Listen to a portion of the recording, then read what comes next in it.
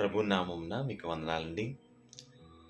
దేవుని యొక్క ఏర్పాట్లు మన హృదయాన్ని ఎప్పుడైతే మనం ఆయనకి అర్పించి, ప్రభువా నా జీవితంలో మీరు నాకు తోడుగా ఉండండి, మీ ఆశ్రయాన్ని నాకు ఇవ్వండి అని మనము అడిగినప్పుడండి, దేవుడు మనకి తప్పకుండా ఆయన తోడునిచ్చే దేవుడిగా ఉన్నారు. మరి ముఖ్యంగా ఈ క్రిస్మస్ కాలంలో మనం జ్ఞాపకం చేసుకోవాల్సింది ఏంటంటే, దేవుడు ఆనాడు మరియ యోసేపులకు తోడుగా ఉన్నారండి. మరి సామాజికంగా, లోకరీతిగా వారైతే తృణీకరింపబడిన వారు. రాజైన హెరోద్ కూడా వారిని తరుముతూ ఉన్నాడు.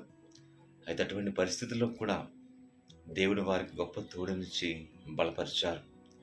అందుకనే ఇమ్మానుయేల్ దేవుడుగా ఆయన మనకి తోడుగా ఉన్నారు అని మనం అర్థం చేసుకోవడానికి ఈ వాక్యమే మనకి విశ్వాసానికి ఎంతో చక్కటి ప్రోత్సాహాన్ని ఇస్తుందండి.